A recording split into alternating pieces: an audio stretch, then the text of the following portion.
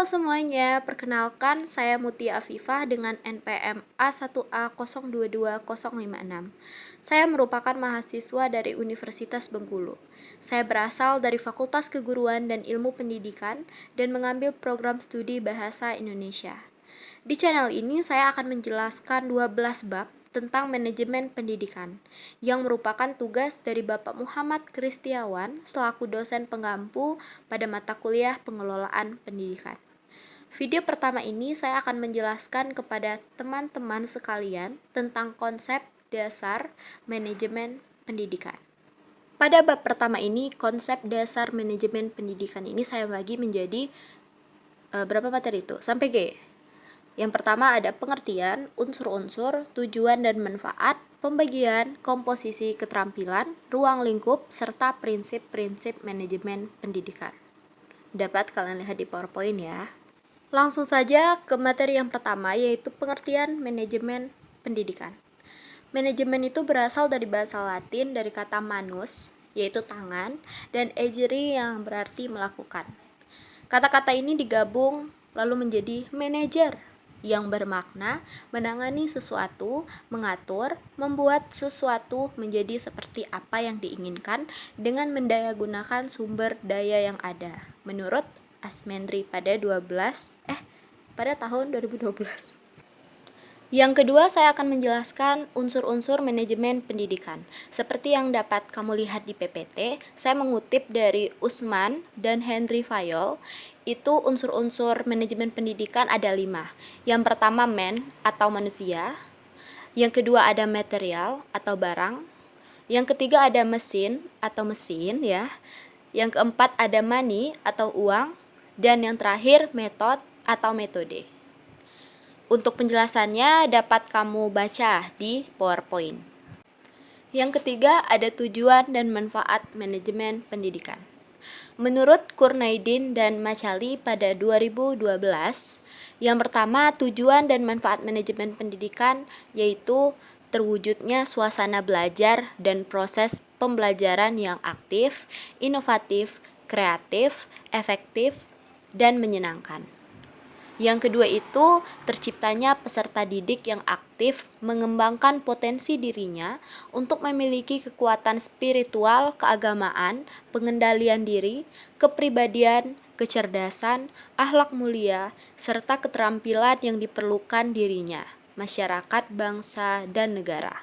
Lalu yang ketiga, terpenuhinya salah satu dari 4 kompetensi tenaga pendidik dan tenaga kependidikan. Tertunjangnya kompetensi profesional sebagai pendidik dan tenaga kependidikan sebagai manajerial. Lalu yang keempat, tercapainya tujuan pendidikan secara efektif dan efisien. Yang kelima, terbekalinya tenaga kependidikan dengan teori tentang proses dan tugas administrasi pendidikan, atau tertunjangnya profesi sebagai manajer atau konsultan manajemen pendidikan. Yang keenam, teratasinya masalah mutu pendidikan. Dan yang terakhir itu dari Asmendri, terciptanya perencanaan pendidikan yang merata, bermutu, relevan, dan akuntabel, serta meningkatkan citra pendidikan yang positif. Selanjutnya pembagian manajemen. Manajemen itu terbagi menjadi 3. Yang pertama ada manajemen puncak atau top manajemen. Biasa dikenal dengan nama manajemen institusional, eksekutif, atau key eksekutif. Terdiri dari dewan direktur, direktur utama, atau chief executive officer atau CEO. Tugasnya mengembangkan rencana-rencana yang luas untuk lembaga dan mengambil keputusan-keputusan penting. Yang kedua ada manajemen menengah atau middle management, disebut juga dengan manajemen administratif. Terdiri dari pimpinan pabrik atau para manajer divisi. Tugasnya bertanggung jawab untuk mengembangkan rencana-rencana operasional yang lebih luas dan menerapkan rencana yang dibuat oleh manajer puncak. Dan yang terakhir ada manajemen pelaksana atau operating management. Biasa disebut manajemen penyedia atau supervisory management. Tugasnya bertanggung jawab untuk melaksanakan perencanaan yang dibuat oleh para manajer menengah. Lalu yang E, ada komposisi keterampilan manajemen. Yang pertama, keterampilan teknik, kemampuan untuk menggunakan alat-alat, prosedur, teknik suatu bidang khusus, ahli bedah, teknik, pemusik, dan akuntan. Yang kedua, keterampilan manusiawi atau human skills, kemampuan untuk bekerja dengan orang lain, memahami orang lain, dan mendorong orang lain baik sebagai perorangan maupun kelompok. Dan yang terakhir ada keterampilan konseptual, yaitu kemampuan mental untuk mengkoordinasi dan memadukan semua kepentingan dan kegiatan organisasi yang meliputi yang pertama melihat organisasi secara keseluruhan dan memahami perubahan pada setiap bagian yang dapat mempengaruhi organisasi. Selanjutnya ada ruang lingkup manajemen pendidikan. Menurut Baharudin pada 2010 lalu, manajemen pendidikan itu antara lain ada 3. Yang pertama kurikulum, yaitu seperangkat rencana dan pengaturan mengenai tujuan, isi, dan bahan pelajaran yang digunakan sebagai pedoman penyelenggaraan kegiatan pembelajaran dalam mencapai tujuan pendidikan secara efektif dan efisien.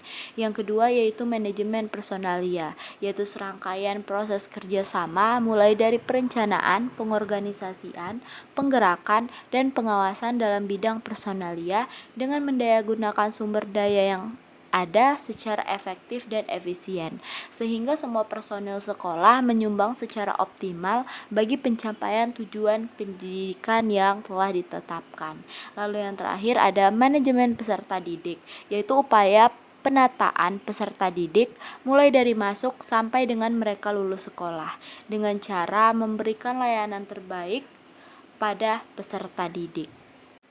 Yang terakhir lalu prinsip-prinsip manajemen pendidikan.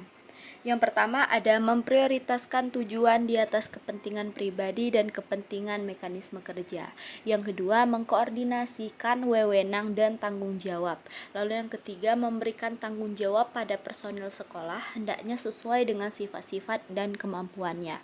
Lalu yang keempat mengenal secara baik faktor-faktor psikologis manusia. Dan yang terakhir relativitas nilai-nilai. Prinsip-prinsip tersebut memiliki esensi bahwa manajemen dalam ilmu dan praktiknya harus memperhatikan tujuan orang-orang, tugas-tugas, dan nilai-nilai. Tujuan dirumuskan dengan tepat sesuai dengan arah organisasi, tuntunan zaman, dan nilai-nilai yang berlaku.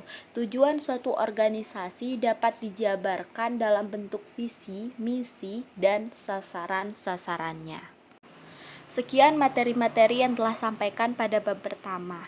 Pada video pertama ini saya belum menunjukkan wajah saya karena ada kendala tertentu, jadi mohon dimaafkan karena hanya ada suara dan PPT. Jadi jika ada yang ingin bertanya bisa di kolom komentar, dan jika ada yang ingin memberikan saran atau kritik sangat dipersilahkan.